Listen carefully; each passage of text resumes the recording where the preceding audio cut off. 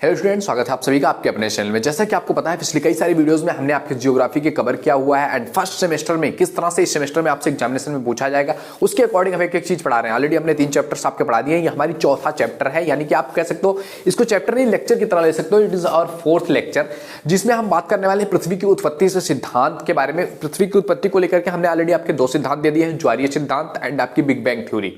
And आज के बारे में बात करने वाले हैं हम। आर्टोस्टमिड ने महोदय ने एक अंतरागत धूल का परिकल्पना दिया हुआ था कि पृथ्वी की उत्पत्ति कैसे हुई है, तो इस वीडियो में हम इसी के बारे में जानने वाले हैं। तो अगर आपने पिछली वीडियोस नहीं देखी है तो प्लीज चैनल में विजिट करके आप वो वीडियो देख सकते हैं। ओके, वो काफी इंटरेस्टिंग वीडियोस है और काफी कुछ आपको उसमें सीखने को मिला। बहुत सारे लोगों के आपके रिक्वेस्ट आ रहे थे कि आप इसको कंटिन्यू कीजिए, तो पिछले कुछ वीडियोस में हमने दूसरे सब्जेक्ट्स आपके कवर किए हुए थे, तो हम फिर से आपकी ज्योग्राफी को लेकर के आ रहे हैं।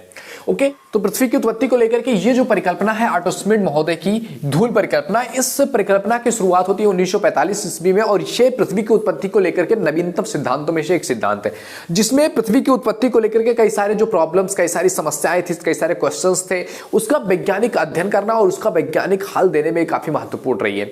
इस सिद्धांत के माध्यम से कई सारी प्रॉब्लम्स, कई सारी समस्याओं का वैज्ञानिक हल निकला है। वो कौन कौन सी समस्याएं थी जिन समस्याओं का धूल परिकल्पना के द्वारा जो है हल निकला है, उसमें सबसे पहली चीज थी आपकी ग्रहों व सूर्य के बीच का जो कोणीय आवेग है उसका अंतर क्यों है, क्यों इतना आवेग है, कि उनके बीच में कोणों में क्या आवेग है, इस चीज के बारे में हमें पूरा डिटेल जानकारी मिल जाता है इस सिद्धांत के माध्यम से। सेकंड चीज है आपका विभिन्न ग्रहों की संरचना में अंतर क्यों है। अलग अलग ग्रह, आपके पृथ्वी हो गया, शुक्र, बृहस्पति, ये सभी चीजें अलग अलग क्यों है, ये जो ग्रह है इनकी संरचना जो है वो अलग अलग क्यों है।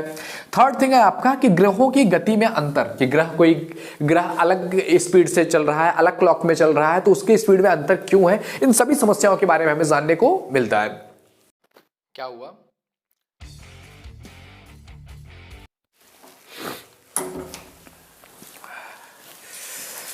मम्मी जी का इंटरेक्शन था। चाय आ चुका है। चश्मे में आ जा रहा है यार सब पूरा भाप। गर्म है अभी, थोड़ा सा हो जाए लेक्चर फिर पीते हैं। ओके, चलो आगे देखते हैं। आपके कई सारे प्रॉब्लम्स का जब हल निकल जाता है तो अब आओ समझते हैं कि इस सिद्धांत की पूरी व्याख्या क्या है, ये सिद्धांत क्या है और इस सिद्धांत के माध्यम से आर्टोस्टमिड महोदय ने क्या समझाया हुआ है, कैसे इन्होंने पृथ्वी की उत्पत्ति को बताया हुआ है कि उनकी उत्पत्ति इस तरह से हुआ है। तो देखो, इनका जो सिद्धांत है, इस सिद्धांत के माध्यम से आर्टोस्टमिड महोदय कहते हैं कि पृथ्वी जो हमारी है इसकी उत्पत्ति के लिए क्या हुआ कि हमारा जो पहले पूरा ब्रह्मांड था, ये ब्रह्मांड में बहुत सारे धूल कण जा रहे थे, गैसीय जो है आवेग थे, गैसीय जो है मेघ थे और धूल कण पूरी जो है ब्रह्मांड में है फैले हुए थे, पूरी आकाश गंगा में फैले हुए थे धूल कण। और ये धूलकण के पीछे उन्होंने रीजन दिया हुआ है कि धूलकण कहां से आए हुए थे, तो इन्होंने कहा उल्काओं और तारों से इनका निर्माण हुआ था, इनके लड़ने फिरने टूटने से इनका निर्माण हुआ था। एंड इस पर उन्होंने कहा है कि सब एक प्रारंभिक समय ही में सूर्य इन जो आकाश गंगा था जिनके पास ये सारे धूल कण, गैसीय कण ये इकट्ठा थे या वहां पर चक्कर लगा रहे थे, वहां से होकर के सूर्य गुजरता है पास से और सूर्य के आकर्षण शक्ति के कारण जो धूल कण थे, जो गैसीय कण थे, वो क्या होते हैं सूरज की तरफ चले आते हैं, उसके आकर्षण क्षेत्र में चले आते हैं और सूरज के चारों तरफ क्या करते हैं, चक्कर लगाने लगते हैं। जैसे कि आपने देखा होगा कई सारे जो आपके ग्रह हैं वो क्या करते हैं, सूरज के चारों तरफ चक्कर लगाते हैं। क्यों? सूरज की आकर्षण शक्ति के कारण। तो कहा कि सूर्य की आकर्षण शक्ति के कारण क्या हुए, चक्कर लगाने लगे।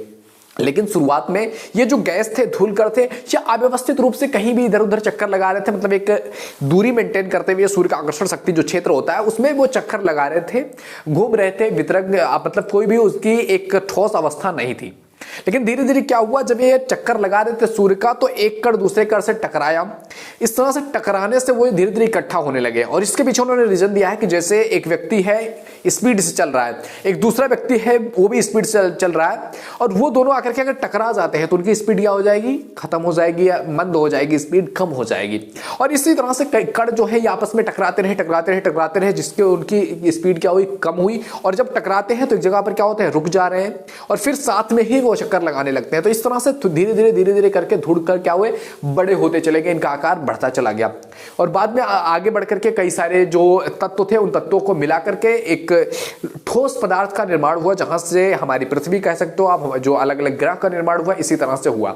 और गैसीय कणों के बारे में बात किया है कि गैसीय कण जो थे वो तो ठोस अवस्था में थे नहीं जरा भी, वो गैस की अवस्था में थे और हमारी पृथ्वी पर जो गैस हमें देखने को मिलता है या दूसरे जो ग्रह है उन पर जो गैस देखने को मिलता है इन गैसीय कणों के द्वारा ही हमें देखने को मिलता है। है। तो इस तरह से इन्होंने पृथ्वी की उत्पत्ति के बारे में बताया हुआ कि धीरे धीरे क्या हुआ, ये कण बढ़ते गए एक साथ जुड़ने के कारण ये ग्रहों का निर्माण हो गया। तो ये इनकी परिकल्पना थी पृथ्वी की उत्पत्ति को लेकर के। अब इस परिकल्पना को लेकर के कई सारे आलोचनाएं भी इनकी हुई। इनकी आलोचनाओं में बात करें तो इसमें सबसे पहली आलोचना हुई कि धूल व गैस के बादल व समूह किस प्रकार सूर्य के चारों तरफ एकत्रित हो गए व सूर्य के चारों ओर छाने लगे, इसका कोई प्रमाण नहीं मिलता है कि मतलब कैसे कोई धूल कण अगर आकाश गंगा में था तो वहां भी हजारों तारे थे ना, उनकी आकर्षण शक्ति से सूर्य किस तरह से ये सारी चीजें छीन करके ले जा सकता है और ये सूर्य के चारों तरफ एकत्रित हो जाएंगे, सूर्य के चारों तरफ चक्कर लगाने लगेंगे, इसका कोई ठोस प्रमाण नहीं दिया, बस उन्होंने इस तरह से कॉन्सेप्ट में बता दिया है। सेकेंड, इस बेस पर आलोचना हुई इनकी कि स्वयं गैस और धूल के कणों का यह संपूर्ण समूह किस विधि से विकसित होकर के कब तक किस अवस्था में शांत बना रहा, इसका कोई हमें जानने को नहीं मिलता है कि जो धूल के कण थे ये अपने आप से कैसे एक साथ इकट्ठा होने लगे, उनमें क्या समूह बना, किस विधि से वो विकसित हुए, कितना टाइम लगा इस ग्रहों के निर्माण में, कितना क्या प्रोसेस हुआ, उन सभी चीजों के बारे में हमें जानने को नहीं मिलता है। इस तरह से उन्होंने इस चीज की आलोचना किया है। तो इस तरह से ये काफी महत्वपूर्ण सिद्धांत भी रहा, इससे कई सारे सिद्धांत प्रॉब्लम्स जो थे उनका हल भी निकला, लेकिन बाद में इनकी आलोचना भी किया गया। लेकिन अगर अभी बात करोगे आप तो नवीनतम थ्योरी में जो है बिग बैंग थ्योरी को भी दिया जाता है और उसी के माध्यम से चीजों को समझने का, पृथ्वी की उत्पत्ति को निर्माण करने का, पृथ्वी के निर्माण होने का सबसे जो जेन्युइन रीजन बताया जाता है वो है बिग बैंग थ्योरी, और अभी तक उसी को मान्यता प्राप्त है। तो ये थी पृथ्वी की उत्पत्ति को लेकर के हमारे 3 लेक्चर्स हो चुके हैं। अगर आपको वीडियो पसंद आ रहा हो तो वीडियो लाइक जरूर कर दीजिएगा। पहली बार चैनल पे है प्लीज विजिट द चैनल। आपके फर्स्ट सेमेस्टर में इसी तरह से आपसे क्वेश्चन पूछे जाएंगे। कैसे क्वेश्चन पूछे जाएंगे इस पर भी बहुत बार आपसे क्वेश्चन पूछे जाते हैं, आप लोग कमेंट्स करते हो कि कैसे इस बार क्वेश्चन आने वाला है। तो देखो, अगर आप फर्स्ट ईयर में हो, फर्स्ट सेमेस्टर के आपके एग्जाम्स होने वाले हैं आपके जनवरी महीने के लास्ट तक में, उससे पहले ही, लास्ट से पहले ही आपका जनवरी में एग्जामिनेशन ले लिया जाएगा। एंड सेकंड थर्ड ईयर में है तो आपका अप्रैल में एग्जामिनेशन होने वाला है।